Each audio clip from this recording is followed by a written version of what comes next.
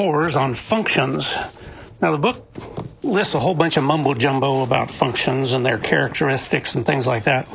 But what you need to remember is y and f of x are used interchangeably. We could say y is equal to f of x. And when we have an equation, say like y is equal to x cubed, it's the same thing as saying f of x is equal to x cubed. So y and f of x are used interchangeably. They both mean y is a function of x. And that you're only going to have one value for a given x.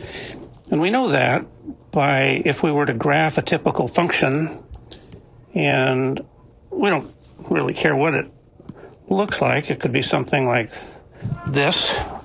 This would be a x cubed function because there's two turning points. If you don't remember that, no worries, we'll get into that later. But this, we know it's a function because of the vertical line test.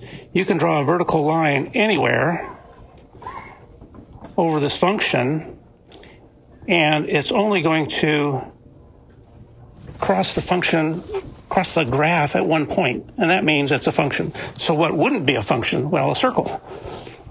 Circle wouldn't be a function because a vertical line will pass through the graph twice. Okay, so let's look at our first example. Okay, example 1, given f of x is equal to 10 minus 3x squared. Well, find f of 2. What this means is you replace the x value with 2. This is here. And so that's going to be equal to 10 minus 3 times 2 squared. So this would be 10, 2 squared is 4, 3 times 4 is 12, 10 minus 12 is going to be negative 2. So you would say f of 2 is equal to negative 2. Let's do the next one. F of negative 4. So it's going to be 10 minus 3 times negative 4 squared. Okay, negative 4 squared is 16 times 3 is 48. 10 minus 48 is going to be a negative 38.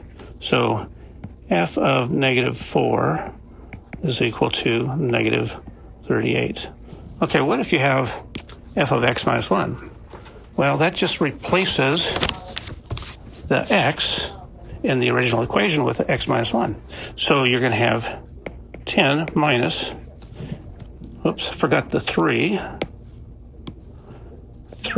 times, and the x squared gets replaced by x minus 1 squared. So now it's going to be 10 minus 3 times, oh no, we have to expand this. Oh, I forgot how to do that. Oh no, I didn't. Okay, x squared minus 2x plus 1. And this is going to give us, if we do all the math correctly, you can check my math. I think I got it right. It's going to be a negative 3x squared plus 6x plus 7. So this is f of x minus 1.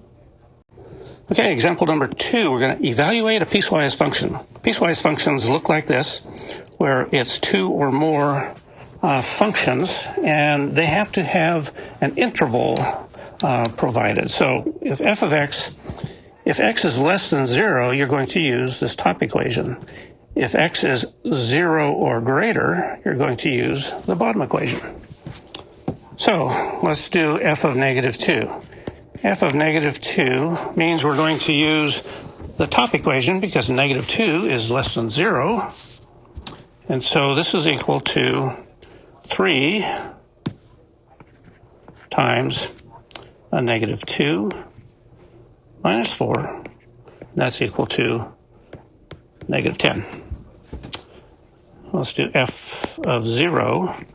So now we're going to use the bottom equation because x is greater than or equal to 0. So we can't use the top. We have to use the bottom equation. So it's going to be 3 times 0 plus 1. So that's equal to 1. Remember to put boxes around the answers. And f of 2, again, we're going to use the bottom equation. So it's going to be 3 times 2 plus 1 is 7. Those are piecewise functions. Okay, let's talk about the domain of a function. The domain is whatever the x value is allowed to be.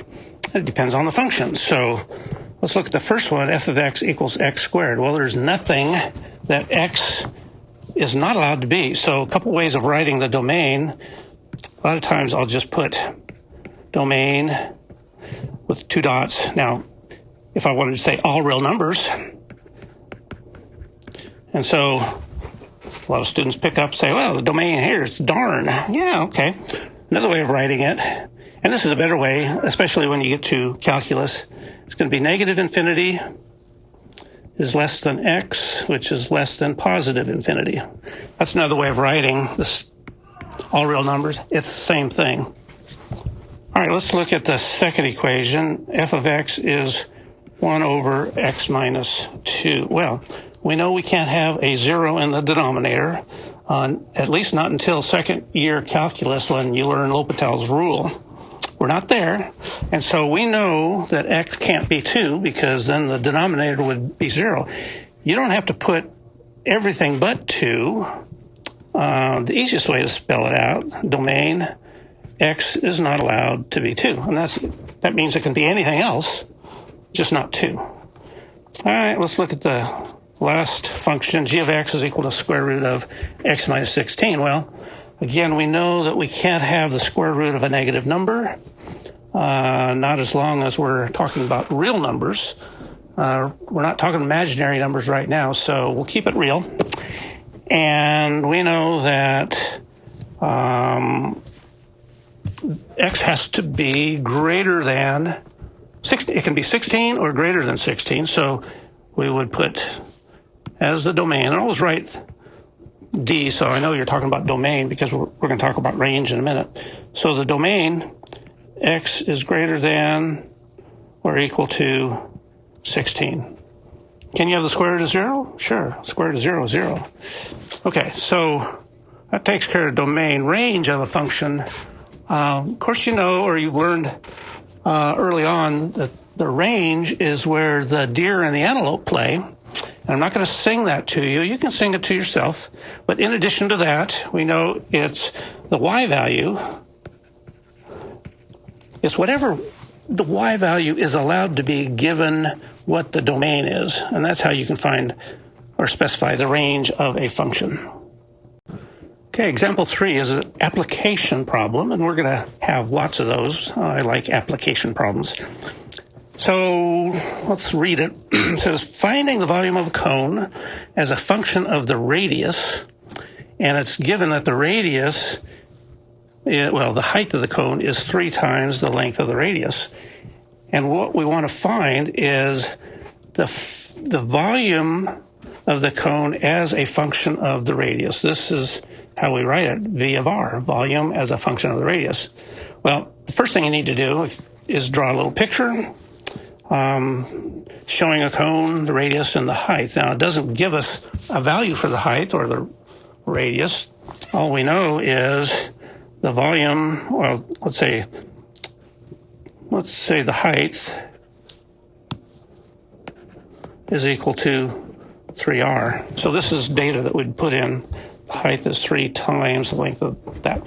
So what's the next thing we need is a formula for the volume of a cone.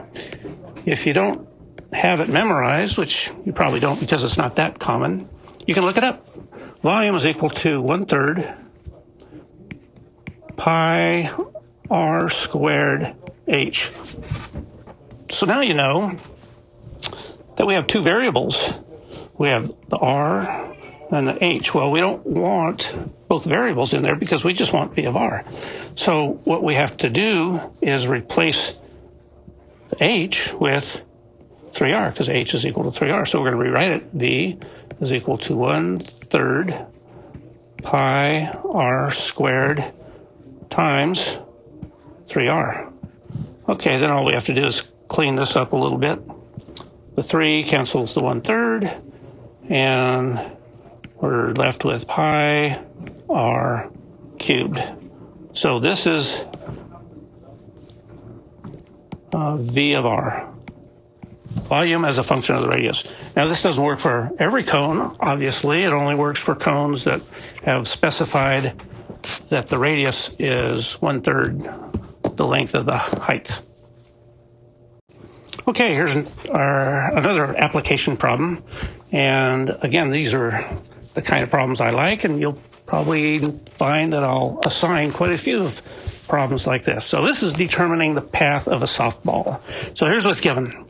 A softball is hit. Now, why do I use a softball instead of a baseball? Well, because it's hit.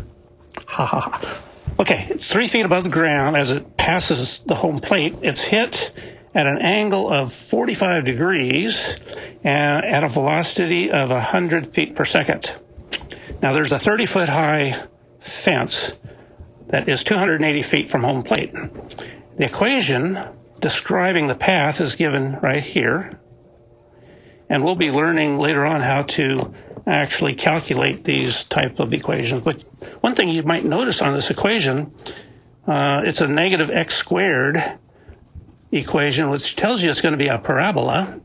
And because of the negative sign, it tells you that it's looking down. And these type of parabolic equations describe any type of projectile is going to follow a parabolic path, as long as we're on Earth and as long as we have gravity. Okay, what's the first thing? Oh, will the ball clear the fence for a home run?